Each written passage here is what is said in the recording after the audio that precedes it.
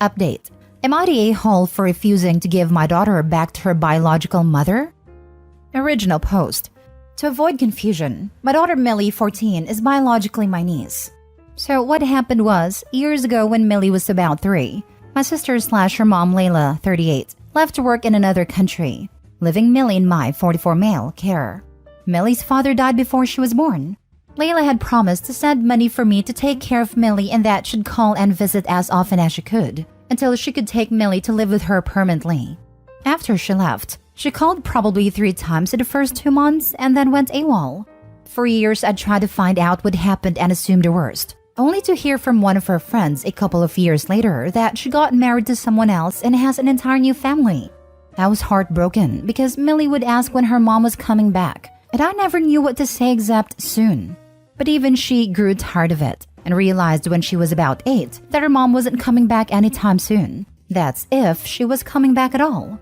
Because of this situation, me and my wife were granted parental rights to Millie, and she couldn't have been happier that we were officially her parents. Well, what do you know? After 11 years, Layla finally graced us with her long overdue return last week, along with her new very wealthy family and 2 children. Most of my family was happy with her return, but me, my mom, dad, and my wife were nothing short of furious. She tried to explain, but all that we heard was I abandoned my own daughter and made a new family. As if that wasn't enough, she practically demanded her daughter back. Mom and dad weren't having it at all, and told her that Millie belongs with me and my wife, and that she no longer has any right to her. Welp, there she goes, screaming at me about stealing her daughter because I was infertile. And to hear that coming out from her mouth hurt me in a way I've never been hurt before, to the point where I cried and left. Me being infertile's always been my weak point, and for her to casually bring it up like that despite being my sister broke me. For the next days, I prevented her from contacting Millie, and I haven't told her that Layla is back, because I'm scared I will lose my daughter.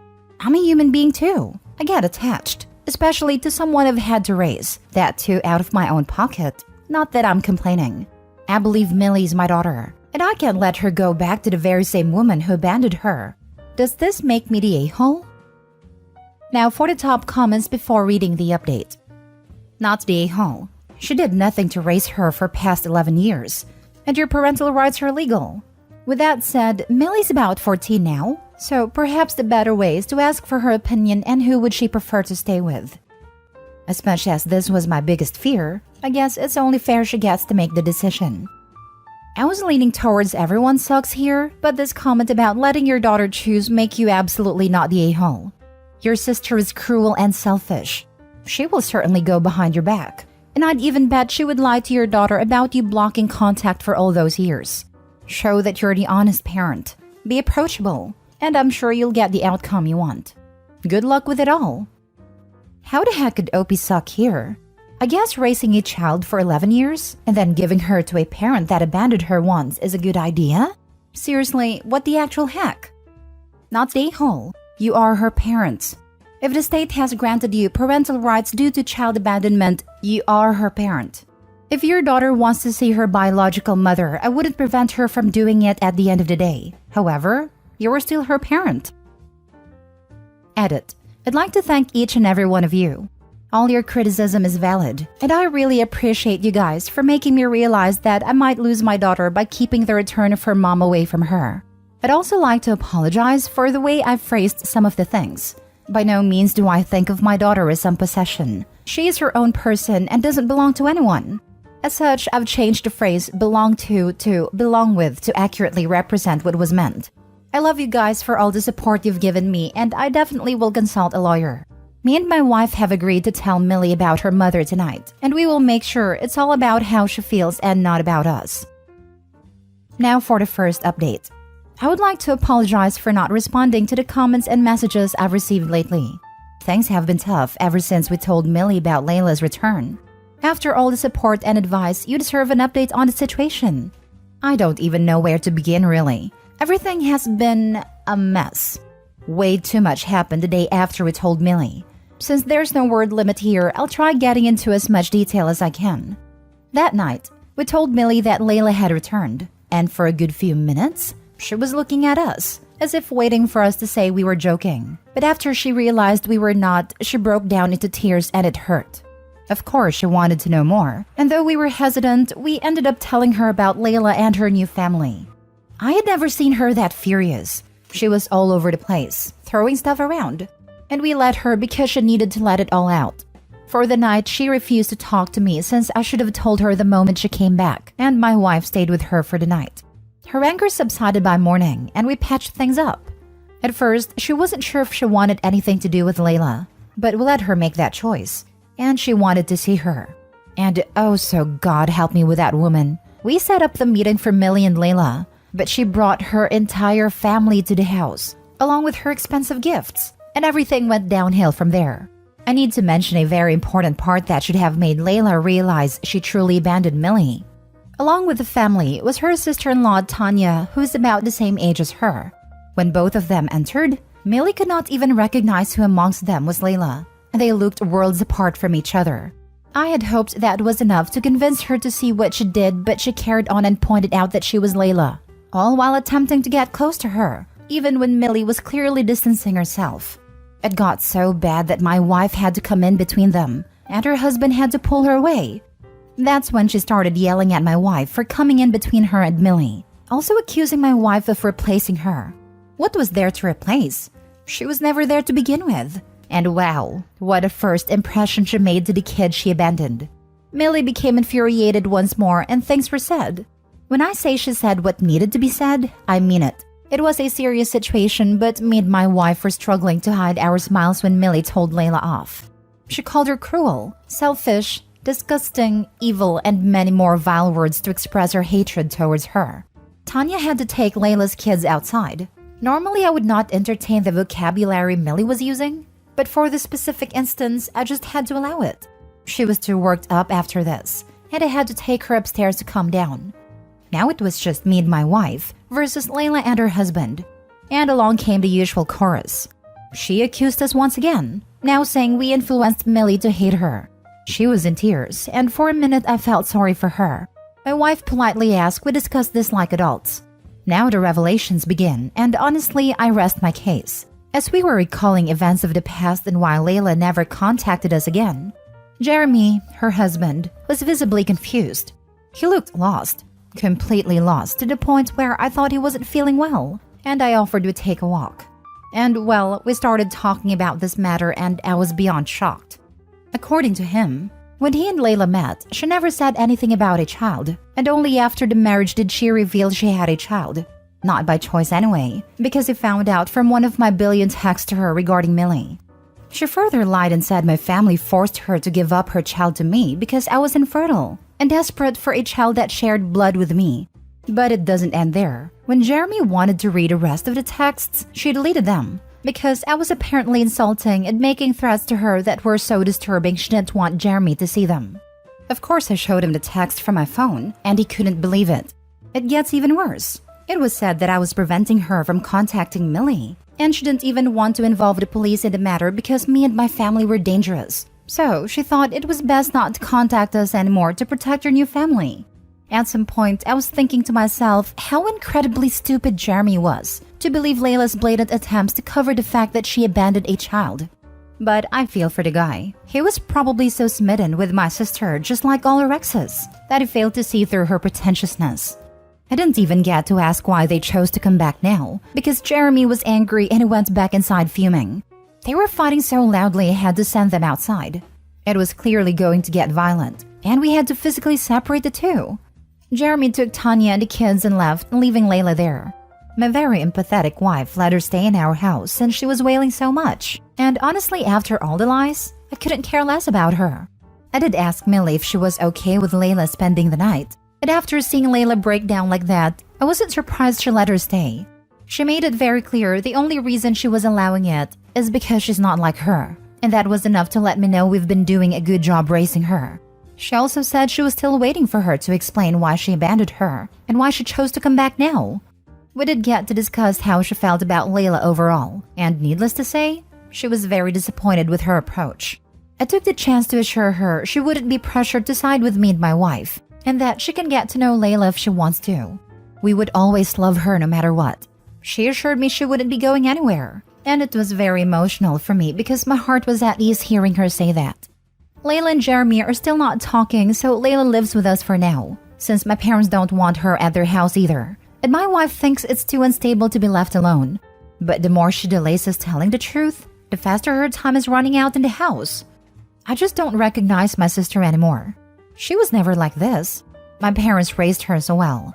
I get she was traumatized by Millie's father's death, but surely it's not enough to change someone so drastically.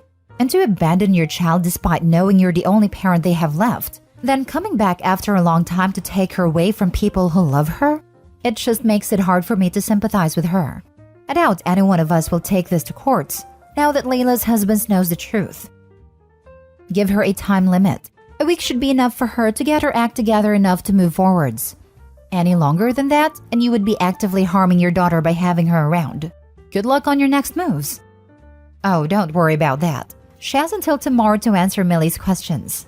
She can come up with the most saint of explanations, but the lies that she told her husband and his family will be her downfall. I know for sure nothing she says will ever convince Millie, and I did tell Layla that I'll drag her out myself if she doesn't leave tomorrow regardless of the explanation, and I would have the abandonment charges pressed against her. I just hope it doesn't come to that, and she just apologizes and peacefully exits our lives, because even now, I still haven't heard a single sorry from her. I can see she's taking advantage of my wife's empathetic nature, but I'm going to end it. Now for the final update.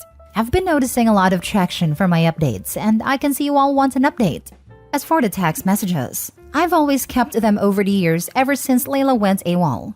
They weren't just on one platform, but a lot more others. It was also advised by our lawyer to keep them, and that's how we also got Millie's custody. I know from the reader's perspective it seems everything happened fast, but I assure you it didn't. But I have to apologize. I cannot give you a detailed update about Layla's answer, at least not on a post. Yes, it is that bad. Layla's secret is only between me, my wife, and her. She told Millie it was because of her mental stability, but that was only surface level. Millie did tell her it was great that she eventually came back for her, but things are better with her gone, at least for now. The real reason would crush my daughter. We can't tell her until we're sure she can handle it, but I don't see us ever telling her something as horrible as this. Now I know my sister is dealing with her unresolved trauma that has made her the horrible person she is today. She is left, and I made her swear to never come back, but I know better than to take Layla's words for things, so I had to make sure in my own ways. I didn't do anything illegal if it's what you're thinking. Jeremy did come back before finally leaving to apologize to Millie about Layla's actions, and told her she's always welcome at his home and can get to know her half-siblings if she wants to. I don't know what will happen between Layla and Jeremy, but for her sake, she had better lie herself out of this one too, because if she tells Jeremy what she said to me, she might not even see her other kids again. But then again, it would be good if the kids are raised by Jeremy and not Layla, until she has seen a psychiatrist. I don't know how to feel about Layla now, because on one hand, I can see she's dealing with heavy unresolved trauma that needs professional intervention. But on the other hand, no mother feels the way she feels about my daughter. I am by all means going to delete this update after some time. Edit from a reposter. I heard back from Opie. Since he was not wanting to share the real reason Layla abandoned her daughter, had messaged him to make sure it would be okay to add this final update into this post, since it might result in a barrage of requests to hear what happened. He told me it was okay, because he was about to delete everything anyway. He did share Layla's story with me. I will tell you that Millie was not the product of an assault, as so many to come as assumed. I asked how Millie was doing after all of this. He said she was handling it really well. I'm pasting this reply about Millie below. My daughter is much better than I thought she would be. Her life and daily habits haven't been affected, and we're moving on as a family. Poor Millie. I can't even imagine how traumatic this whole situation is for her. And for Jeremy and his kids too. I don't understand how Layla thought she could swoop in and play mom to the child she abandoned, or how she thought she could get away with all the lies. In Layla's mind, Millie's still a 3-year-old, because when Layla left, she froze the image of the 3-year-old in her head. Yes, she knows she's aged, and she's 14 years old now, but she still thinks of her as more or less the same person she abandoned 11 years ago. 3-year-olds adore their parents. They love them unconditionally, and when parents inflict trauma on their kids, the kids don't stop loving their parents. They stop loving themselves. You see this in child services cases. Young children will lie, gloss over, and scheme to protect their parents so they can stay with them, even when the parents are harmful and neglectful. Instead of telling a teacher, an 8-year-old will go full mom mode and care for their baby siblings, make sure everyone eats and house looks presentable, and never tell a soul out of fear of being taken from a violent alcoholic parent. That kind of mindset in Millie was probably very present when Layla left. Millie asked for her for years. However, Millie's 14 now, no longer a young child, not clouded to her mother's actions, and she can see Layla for what she is now. If Layla had come back when Millie was 5 to 10 years old, she probably could have had either partially or fully the reunion she had envisioned. Layla just didn't realize that the toddler she left is long gone, and in her place is a clever young woman ready for some answers. When parents inflict trauma on their kids, the kids don't stop loving their parents, they stop loving themselves. As someone severely mistreated by her parents, this comment stuck a needle in my heart and made me tear up. You are so right. It took me so long to love myself over the people who willfully broke me. Thank you for this poignant assertion. I'm sorry. I have a son who is a toddler. He thinks the sun shines out of my rear end. Want to be adored like a celebrity, but don't have any marketable talents. Become a parent. My son thinks I am the finest chef, the funniest comedian, the most beautiful and smartest person, and the kindest, most wonderful human being in the world. Sometimes I need to do things he doesn't like. Like today, he could hardly breathe because he was so snotty, and I had to briefly pin him to safely scoop it out with a Q-tip. When the snot has been cleaned up and I have let him loose to do what he pleases, and what does he do? He crawls into my lap so I can comfort him, because his mind works under the assumption that I am so kind, smart, and wonderful, that whatever I do was either necessary or he deserved it. When normal people see the way a child loves and trusts, the normal reaction is to break your own back to protect them from pain, hurt, and suffering. Whatever they did, it wasn't your fault. You didn't deserve it, and the blame lies on them.